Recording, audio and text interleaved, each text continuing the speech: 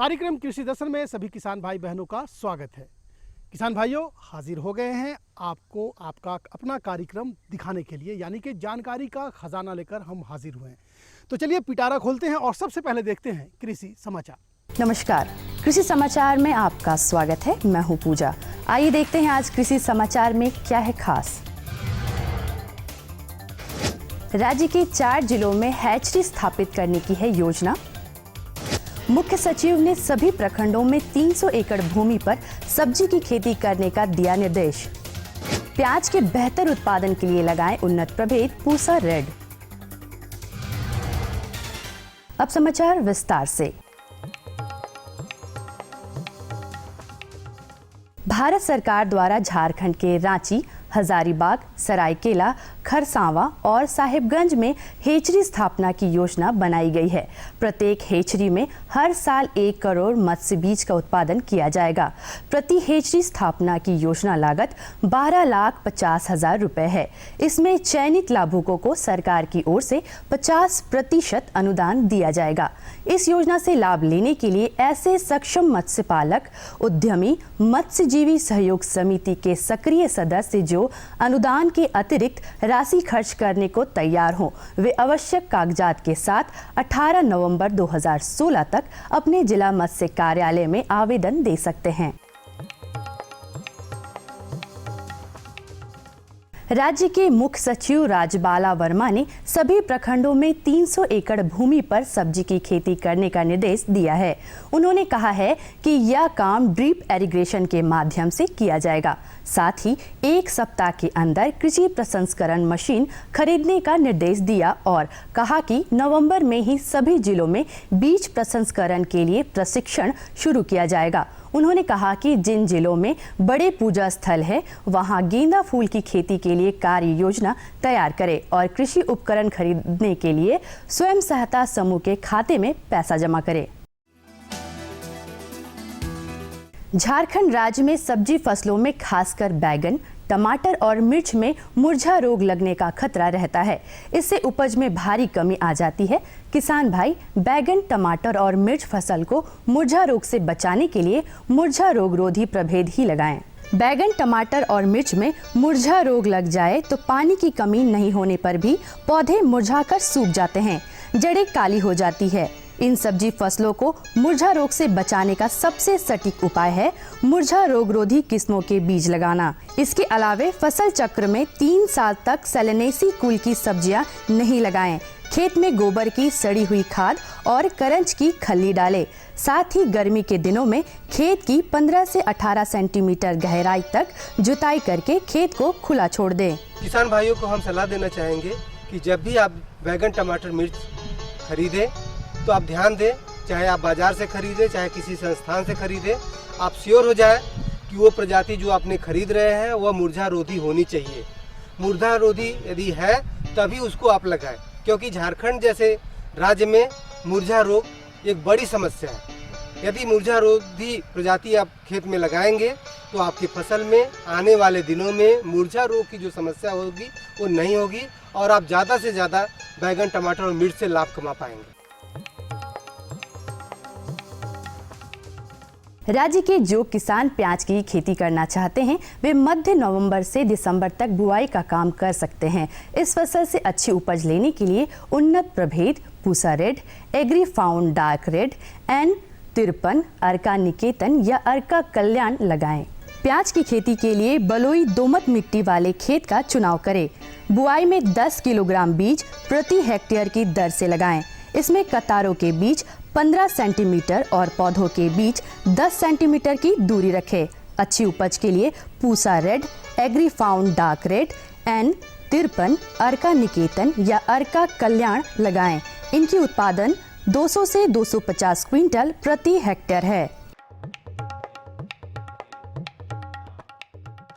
अपने राज्य में धान कटाई के लिए ज़्यादातर किसान हसिया का ही इस्तेमाल करते हैं। किसान भाई इस काम के लिए नवीन हसिया का इस्तेमाल कर सकते हैं। ये साधारण हसिया की तुलना में 26% मजदूरी की बचत तथा 27% संचालन खर्च में बचत करता है। आज हम जानेंगे लत्तेदार सब्जी फसलों में रासायनिक दवा के बिना कैसे कीट नियंत्रण करें। लत्तेदार सब्जी फसलों की खेती में पौधारोपण के बाद 250 किलोग्राम नीम की खल्ली प्रति हेक्टेयर की दर से खेत में डालें। फूल निकलने के समय इतनी ही मात्रा में नीम की खल्ली का दोबारा व्यवहार करें। इससे उपज भी बढ़ेगी और रोग एवं कीट लगने का खतरा भी कम हो जाएगा। और अब एक नजर राज्य के 5 प्रमुख शहरों के मौसम के मिजाज पर। आज राज्य के 5 प्रमुख नगरों के अधिकतम और न्यूनतम तापमान कुछ इस प्रकार दर्ज किए गए। रांची का अधिकतम तापमान 27 डिग्री सेल्सियस और न्यूनतम 14 डिग्री सेल्सियस। जमशेदपुर का अधिकतम तापमान 31 डिग्री सेल्सियस और न्यूनतम 16 डिग्री सेल्सियस। मेदिनीनगर का अधिकतम तापमान 29 डिग्री सेल्सियस और न्यूनतम 13 डिग्री सेल्सियस। देवघर का अधिकतम तापमान 29 डिग्री सेल्सियस और न्यूनतम 16 डिग्री सेल्सियस। और धनबाद का अधिकतम तापमान 30 डिग्री सेल्सियस और न्यूनतम 16 डिग्री सेल्सियस।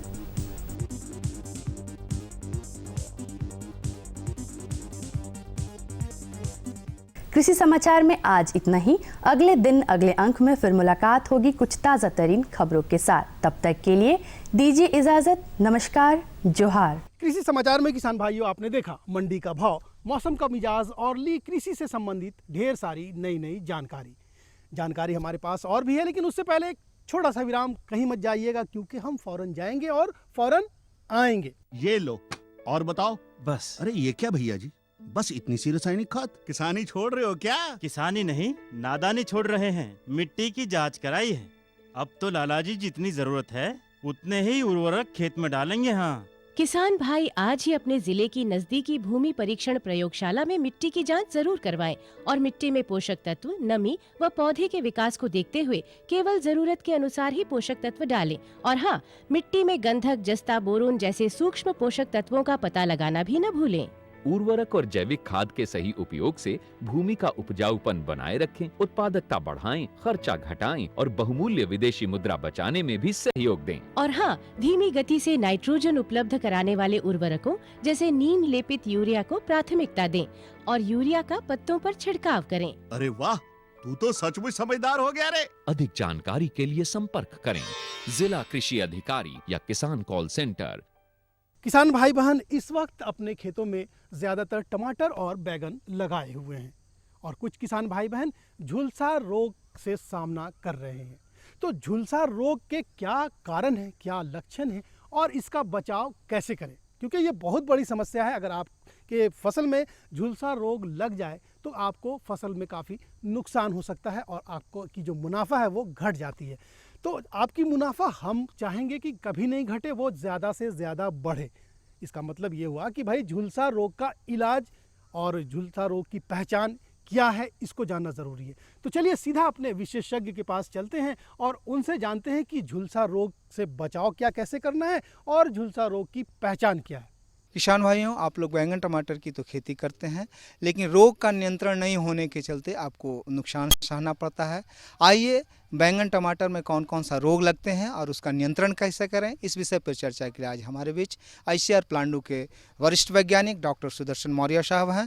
डॉक्टर साहब, सबसे पहले किसान भाइयों को बताएं कि टमाटर की हम बात करते हैं तो टमाटर में कौन कौन से रोग आते हैं और उनकी पहचान किसान भाई कैसे करें। किसान भाइयों को पहले बीमारियों के बारे में जानना ज़रूरी है कि जैसे टमाटर की बात आपने पूछा कि टमाटर में कौन कौन से रोग लगते हैं, उसको कैसे किसान भाई पहचानें। तो जैसे हम टमाटर में हम बात कर रहे हैं कि मुख्य तौर पर यदि बीमारियों को जो है बांटा जाए तो पता चलेगा कि 3 तरह से बीमारियां, 3 जो जैविक तरीके हैं, यानी जैसे फफूंद के द्वारा बीमारी, जीवाणु के द्वारा बीमारी, विषाणु के द्वारा बीमारी और एक नेमेटोड होता है जो मिट्टी में जो है रहता है और मिट्टी के द्वारा भी बीमारी होती है। तो इस तरह से यानी टमाटर में 4 तरह के डिफरेंट काजल ऑर्गेनिज्म है जिसके द्वारा बीमारी फैलाई जाती है। अब फफूंद के द्वारा कौन सी बीमारी होती है, मुख्य तौर पे आप देखिए कि टमाटर में जो अगेती झुलसा के रूप में बीमारी आती है, पिछेती झुलसा के रूप में बीमारी आती है और एक जो होता है सेप्टोरिया ब्लाइट। ये तीनों जो है बीमारी फफूंद के द्वारा होता है। इसके बाद जीवाणु के द्वारा एक बीमारी आती है जिसमें कि जीवाणु मुरझा बीमारी बोलते हैं, जिसको कि हम लोग बैक्टीरियल विल्ट बोलते हैं। ये जो है जीवाणु के द्वारा होता है। इसके बाद होता है लीफ कर्ल। लीफ मोज़ेक, ये जो है वायरस के द्वारा होता है। और एक होता है रूट नॉट नेमेटोड, यानी जो है इसकी जड़ों में गांठें बन जाती हैं, तो ये जो है नेमेटोड के द्वारा होता है। तो ये जो है 4 डिफरेंट तरह के जो है काजल ऑर्गेनिज्म और उनके द्वारा भी बीमारियाँ होती हैं। और पहचानने की बात करें कि कैसे किसान भाई पहचानेंगे, जैसे अगेती झुलसा या पिछेती झुलसा में आप देखेंगे, अगेती झुलसा में क्या होता है कि शुरू के दिनों में छोटे छोटे पत्ती के ऊपर धब्बे दिखाई पड़ेंगे काले भूरे रंग के, और यही धब्बे आपस में मिलकर बड़े धब्बे के रूप में बन जाते हैं। इस तरह के लक्षण यदि है तो ये अगेती झुलसा के लक्षण है। पिछेती झुलसा में आप देखेंगे कि नीचे की पत्तियों से बीमारी फैलती है, और पत्तियों में जो भी पत्ती होगी सबसे पहले संक्रमित यदि होगा तो उसमें आप देखेंगे किनारे से जो है पत्ती के अंदर की तरफ झुलसा दिखाई पड़ेगा। ये जो है पिछेती झुलसा के लक्षण है। इसके बाद आपका सेप्टोरिया ब्लाइट, पत्ती में आप देखेंगे नीचे की पत्तियों से जो है ये बीमारी से लक्षण दिखाई पड़ते हैं। बहुत ही छोटे छोटे धब्बे जो भूरे रंग के होंगे वो दिखाई देंगे। इसके कारण से पत्तियां पीली पड़ जाती हैं और आपका पौधा जो है फल भी कम देता है और पौधा कमज़ोर दिखाई पड़ता है। तो ये जो है फफूंद के द्वारा लक्षण था। इसके बाद बैक्टीरियल विल्ट, जीवाणु मुरझा, इसमें भी आप देखेंगे कि पौधा जब आप लगाते हो बहुत ही सुंदर दिखता है, लेकिन जैसे ही फूल और फल लगना स्टार्ट होता है उस समय इस बीमारी के प्रकोप दिखाई पड़ने लगते हैं। इसमें होता क्या है कि पौधे की पत्तियां नीचे की तरफ झुक जाती हैं, फिर शाम को उड़ जाती हैं। यह प्रक्रिया 2 दिन रहती है। इसके बाद आप देखेंगे तीसरे चौथे दिन से पौधा की पत्ती नीचे की तरफ झुक गई तो झुकी रह जाती है और पौधा आपका मर जाता है। ये जो है जीवाणु झुलसा की बीमारी है। इसके बाद आता है tomato mosaic virus, leaf curl virus. इसमें होता क्या है, आप देखेंगे पौधे की टमाटर की पत्तियां जो कुकुड़ जाती हैं और जिसके कारण से जो है पौधे की बढ़वार रुक जाती है और उसे फल फूल भी नहीं आते। इसके बाद हमने आपको बताया एक नेमेटोड के द्वारा भी बीमारी होती है जिसको कि रूट नॉट बोलते हैं। ऐसा पौधा आप देखेंगे कि जो पूरे खेत में यदि आप देखेंगे तो कुछ ऐसे पौधे होंगे 25-50 पौधे जिसकी बढ़वार नहीं हो रही, जबकि उसको भी आपने खाद पानी उतना ही दिया है लेकिन उसकी बढ़वार नहीं हो पा रही है। तो ऐसे पौधे को, किसी भी पौधे को उखाड़िए, उखाड़ करके जब उसकी जड़ को देखेंगे तो उसमें बड़ी बड़ी गांठें दिखाई पड़ेंगी। यदि गांठें दिखाई दे रही हैं तो इसका मतलब है कि इसमें नेमेटोड बीमारी लगी हुई है। तो ये जो है विभिन्न तरह के लक्षण है जिसको किसान भाई पहचान करके फिर जो है बीमारियों के निदान के बारे में जा सकते हैं। अब इसका निदान किसान भाई कैसे करें जिससे उनको ज़्यादा अपना फसल में नुकसान ना हो? कि यदि जैसे आपके खेत में अगेती झुलसा है तो अगेती झुलसा के लिए हम आँख मूंद के बोलते हैं कि डायथेनम 45 का छिड़काव आपको करना है। यदि डायथेनम 45 नहीं है तो कार्बेंडाजिम का छिड़काव करना है। इसका डोज जो होता है 2 ग्राम प्रति लीटर पानी में जो है डायथेनम 45 होता है, 1 से 1.5 ग्राम कार्बेंडाजिम होता है पर प्रति लीटर पानी में डाल के छिड़काव कर दें तो जो अगेती झुलसा होती है वो नियंत्रित हो जाती है। इसके बाद पिछेती झुलसा, पिछेती झुलसा में आप देखेंगे कि नीचे की पत्तियों से झुलसा स्टार्ट होता है। तो इस बीमारी के लिए जो है डायथेनम 45 भी इफेक्टिव होता है। इसके अलावा ब्लू कॉपर या कॉपर ऑक्सीक्लोराइड या ब्लाइटक्स 50, ये दवाएं जो बाज़ार में आसानी से उपलब्ध है, इसको ले लें और 2.5 से 3 ग्राम प्रति लीटर पानी में डाल करके छिड़काव करें तो आपकी फसल में अगेती पिछेती झुलसा भी नहीं आएगी। इसके बाद आता है आपका सेप्टोरिया ब्लाइट। अभी जैसे आप देख रहे हैं कि पीछे के खेत में भी पत्तियां जो पीली पीली दिखाई पड़ रही हैं, इसमें भी जो है सेप्टोरिया ब्लाइट के संक्रमण दिखाई पड़ रहे हैं। इस तरह के लक्षण यदि आपको हो तो एक बहुत ही कॉमन दवा है, एमिस्टर के नाम से आता है, ये ले लें और ये 15 ml की शीशी आती है, 15 से 20 लीटर पानी के लिए पर्याप्त होता है। इसको आप ले लें और 15 से 20 लीटर पानी में डालकर अच्छे से इस पे पौधे के ऊपर छिड़काव कर दें तो आपकी फसल में पत्तियों में जो बीमारी लगती है वो नियंत्रित हो जाती है। इसके बाद आता है जीवाणु उकठा। जीवाणु उकठा के लिए जो है देखिए खड़ी फसल में बीमारी आ जाती है तो उसको नियंत्रण करना थोड़ा कठिन होता है, लेकिन इसको नियंत्रित करने के लिए सबसे अच्छा तरीका है मुरझा रोधी प्रजातियों का चयन। दूसरा, जब भी आप नर्सरी डालें, नर्सरी जब डालते हैं तो जब पौधे को उखाड़ते हैं ना तो उस समय उसकी जड़ें टूट जाती हैं। तो ज़्यादातर हम किसान भाइयों को सलाह देंगे कि वो प्रोट्रे में नर्सरी लगाएं। इससे क्या होता है कि उसकी जड़ें टूटती नहीं हैं। और लगाने से पहले स्टेप्टोसाइक्लिन जो कि बाज़ार में 3 ग्राम और 6 ग्राम के पैकेट में उपलब्ध है, 3 ग्राम को 15 लीटर पानी में, 6 ग्राम को 30 लीटर पानी में घोल लें और उस पानी से जो है प्रोट्रे को सिंचाई कर दें। इसके बाद 24 से 48 घंटे बाद फिर पौधे को लगाएं तो आने वाले दिनों में बीमारियों के आने के आसार कम हो जाते हैं। खड़ी फसल में यदि बीमारी दिखाई दे तो स्टेप्टोसाइक्लिन और ब्लू कॉपर का घोल पौधे में ड्रेंचिंग करें। तो ये हो गया आपका जो है बैक्टीरियल विल्ट, जीवाणु उकठा के द्वारा नियंत्रण। अब हम जाते हैं कि बैंगन जो किसानों के लिए एक बहुत बड़ा फसल है, उसमें कौन कौन सी बीमारी आते हैं और उसका किसान भाई कैसे निदान। जैसे बैगन की बात करें तो जो जीवाणु उकठा बीमारी जो है बैगन में भी बहुत ही कॉमन है, यानी मुख्य तौर पे बैगन में भी आती है बीमारी। इसमें भी जो है लक्षण जो टमाटर में दिखाई देता है वैसे ही बैगन में भी दिखाई देता है। तो जो हमने तरीका आपको बताया टमाटर के लिए कि वही तरीका आपको जो है रोग को नियंत्रित करने के लिए बैगन में भी इस्तेमाल कर सकते हैं। कि जब भी आप बीज का चयन करें, झारखंड जैसे राज्य के लिए यहाँ की जो मिट्टी है अम्लीय है और यहाँ की मिट्टी में जीवाणु उकठा बीमारी की बड़ी समस्या है। इस बीमारी को नियंत्रित करने के लिए मुरझा रोधी प्रजाति चाहे आप हमारे संस्थान से प्राप्त करें या बाज़ार से खरीदें, पहले आप श्योर हो जाएं कि जो प्रजाति आप खरीद रहे हैं मुरझा रोधी है कि नहीं है। यदि है तभी आप खरीदें। ये सबसे बड़ा जो है अस्त्र है बीमारी से बचाने के लिए, मुख्य तौर पे उकठा। जब आप श्योर हो गए कि मुरझा रोधी प्रजाति आपने ले लिया, इसके बावजूद यदि आपके लक्षण दिखाई दे रहे हैं तो जो हमने मुरझा रोग नियंत्रण के लिए तरीके बताए उसको आप फॉलो करें, आपकी पैदावार अच्छी होगी। किसान भाइयों, डॉक्टर साहब ने बैंगन टमाटर में लगने वाले मुख्य रोग, उनके लक्षण और उसका नियंत्रण के उपाय की बहुत अच्छी जानकारी दी। आशा करते हैं आप इसका प्रयोग करके ज़्यादा से ज़्यादा लाभ कमाएंगे, अपने फसलों को रोग से मुक्त बनाएंगे। डॉक्टर साहब बहुत अच्छी जानकारी दी, इसके लिए धन्यवाद। धन्यवाद किसान। तो किसान भाइयों, देखा कि भाई टमाटर और बैगन में झुलसा रोग को कैसे रोका जाएगा और अगर लग गया है तो कैसे हटाया जाएगा, यानी उसका उपाय भी आपको बता दिया। एक और बात हम आपसे बताएंगे, लेकिन उससे पहले भी एक छोटा सा विराम, कहीं मत जाइएगा, फौरन वापस आते हैं।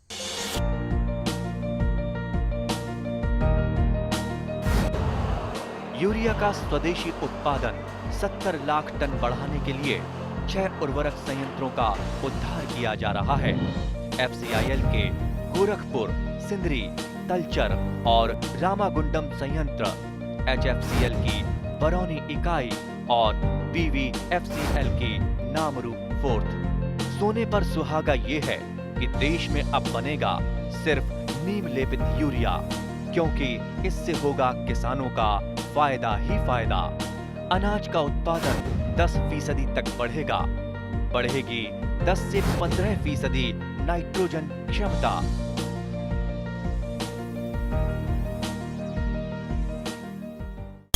और अब बारी है दूसरी जानकारी की। तो दूसरी जानकारी है टपकन विधि और मल्चिंग विधि से कैसे उसका प्रबंधन करें अपने फसल के लिए। तो इसके बारे में जानकारी देनी ज़रूरी है, क्योंकि अब जो है पानी की थोड़ी कमी आपको नज़र आएगी और पौधे को तो पानी की ज़रूरत है। तो इसका प्रबंधन कैसे करें, इसके लिए भी हमारे साथ विशेषज्ञ हैं। चलिए उनके पास चलते हैं और जानते हैं कि इस दोनों का प्रबंधन किस तरह से किया जा सके। आज हम आए हुए हैं KVK साहेबगंज में और जानेंगे कि टपक और मल्चिंग विधि से सिंचाई करने के क्या फ़ायदे हैं। इस बारे में जानकारी देने के लिए हमारे साथ वैज्ञानिक BK मेहता जी हैं। मेहता जी, सबसे पहले तो हमारे किसान भाई टपक के बारे में बहुत जानकारी लेते हैं और आजकल लोग जान भी रहे हैं, लेकिन ये टपक सिंचाई है क्या? टपक सिंचाई एक्चुअली ये उन्नत विधि है सिंचाई करने की, स्पेशली ये उद्यानिकी फसलों के लिए बहुत ही कारगर है। इसमें हम लोग क्या करते हैं कि जल को उचित दबाव पर प्लास्टिक पाइप की सहायता से डीपर होते हुए पौधों के जड़ों तक पानी को बूंद बूंद में डालते हैं। इसमें यह है कि 2 लीटर से 10 लीटर प्रति घंटा की दर से वो रेट ऑफ फ्लो वाटर का उसमें होता है। और इसमें मुख्य रूप से फव्वारा विधि की तुलना में अगर आप देखें तो 50% पानी की इसमें बचत होती है और इन जनरल करीब 70% पानी की इसमें बचत होती है। जो पानी बच जाता है उससे फिर अगर आप चाहें करीब करीब जो हमारा करीब 60% ज़मीन बचा हुआ है उसमें फिर हम उससे सिंचाई कर सकते हैं। इसका ये ज़बरदस्त फ़ायदा है। जो हम टपक विधि है इसमें मुख्य रूप से हम लोग वाटर को पंप की सहायता से एक ओवरहेड टैंक बना लेते हैं, उसमें पानी जमा होता है। उसी के प्रेशर से एक मेन लाइन होते हुए बाकी लेटरल बिछा हुआ होता है और फिर ड्रीफर, हर प्लांट के नीचे ड्रीफर लगा हुआ होता है, उसके माध्यम से पानी उस पर जाता है। तो जहाँ तक जो खर्च की इसमें है, इसका इनिशियल कॉस्ट लागत जो है ज़्यादा पड़ता है। उसका वजह है कि उसमें से करीब 50% जो लागत है सिर्फ लेटरल पाइप पर ही पड़ जाता है। तो इसमें अगर हम फलदार वृक्ष में टपक विधि का प्रयोग करते हैं तो वहाँ पर लागत कम पड़ेगा, चूँकि वहाँ पर ड्रिपर का प्रयोग कम होगा। लेकिन अगर सब्जी के खेत में आप जाते हैं तो वहाँ पर इसका जो है लागत ज़्यादा पड़ेगा। मोटा मोटी आप देखें अगर तो फलदार वृक्ष में करीब 40,000 रुपये प्रति एकड़ के हिसाब से बैठता है, और सब्जी में अगर देखें आप तो करीब 60,000 रुपये प्रति एकड़ के दर से खर्च इसमें आता है। और एक्चुअली ये डिपेंड करता है कि आप लाइन टू लाइन दूरी क्या रखते हैं, पौधा से पौधा की क्या दूरी है, इस पर भी ये निर्भर करता है। जितना डिस्टेंस बढ़ेगा उतना आपका ड्रिपर लगेगा और उतना उसमें लेटरल की व्यवस्था करनी होगी, तो उससे उसका कॉस्ट थोड़ा ज़्यादा पड़ता है। इसके साथ अगर मल्चिंग को जोड़ते हैं तो किसान कितने लाभान्वित होंगे? जो पानी का बूंद उसके जड़ में जाता है तो आप देखेंगे पत्तियों पर और उसके तना पर बहुत ज़्यादा नमी नहीं होता है, इसलिए उसमें रोगों से भी इसका निदान हो जाता है। लेकिन अगर आप पूर्ण रूपेण मल्चिंग कर देते हैं तो मल्चिंग में तो पूर्ण रूपेण कहीं भी कोई खरपतवार का कोई समस्या ही उसमें नहीं आती है और अच्छा उपज होता है। करीब 40% उत्पादन इसका उसमें बढ़ जाता है। तो जो किसान भाई अगर मल्चिंग करना चाहते हैं और उनके पास पैसे का अभाव हो या फिर किसी तरह की सुविधा ना मिल पाई हो, तो वैसे के लिए अगर कोई घरेलू मल्चिंग का व्यवस्था है तो वो कौन सी हो? जो लोकली अवेलेबल मटेरियल्स हैं, जैसे मान लीजिए सूखी पत्ती है, पुआल है, भूसा है, इसका भी अगर चाहे किसान अगर घर में उपलब्ध है तो इससे भी वो मल्चिंग कर सकते हैं और खरपतवार आदि का नियंत्रण तो हो सकता, घास पतवार नहीं होगा, नेचुरली उपज उसका ज़्यादा से ज़्यादा सब्जियों का या फल में उसको मिलेगा। लेकिन एक चीज़ और है कि हमारे जो प्रधानमंत्री का एक नारा था 1 ड्रॉप मोर क्रॉप, तो उसमें यह मल्चिंग और टपक कितना सार्थक हो रहा है? ज़बरदस्त सार्थक हो रहा है। पहली बात तो आप देख रहे हैं कि कम से कम पानी में, बहुत कम पानी में आप ज़्यादा से ज़्यादा सब्जियों का उत्पादन ले रहे हैं, और जो रेस्ट पानी अपना बच रहा है उस पानी का प्रयोग हम कहीं दूसरे फसलों के लिए कर रहे हैं, तो बहुत ज़बरदस्त इसमें फ़ायदा। यानी इसका फ़ायदा किसान भाइयों को देखा जा रहा है। मेहता साहब, किसान भाई हमारे पहले भी खेती करते थे और जब मल्चिंग आ गई है और ड्रिप आ गया है तो भी खेती कर रहे, तो इन दोनों के बीच जो लागत आती है वो कितना आता है और इससे मुनाफा उनको कितना अधिक होता है? जहाँ तक लागत की बात है तो इनिशियल कॉस्ट इसमें एक बार ज़्यादा लगता है, लेकिन बाद में उसको आप कांस्टेंट कर दें तो बाद में हमेशा किसान को प्रति वर्ष जो है फ़ायदा ही फ़ायदा इसमें है। और ज़्यादा से उसको, और इसमें ज़बरदस्त फ़ायदा ये है कि पानी की बचत है, मजदूरी नहीं लगता है, निकोनी का खर्च बच जाता है। इसमें अगर ये है कि अगर मान लीजिए कोई सब्जी है, जनरली सब्जी का जो हालत पानी के बगैर बिगड़ जाता है, तो प्रायः किसान हमारे क्या करते हैं कि फ्लड इरिगेशन कर देते हैं, उसमें पानी की बर्बादी होती है, लेबर कॉस्ट ज़्यादा आ जाता है, पैसा ज़्यादा खर्च हो जाता है। लेकिन इनसे करने पर टोटली पानी की बचत हो जाती है, लेबर एक ही लेबर के द्वारा हम चाहें सारा कंट्रोल सिस्टम से जो है कम मेहनत में ज़्यादा फसल का या सब्जियों का हमारा उत्पादन हो जाता है। तो किसान भाइयों, आपने देखा कि आप खेती पहले भी करते होंगे, लेकिन अगर टपक विधि और मल्चिंग दोनों का उपयोग करते हैं तो कम लागत में ज़्यादा मुनाफा आपको होगा।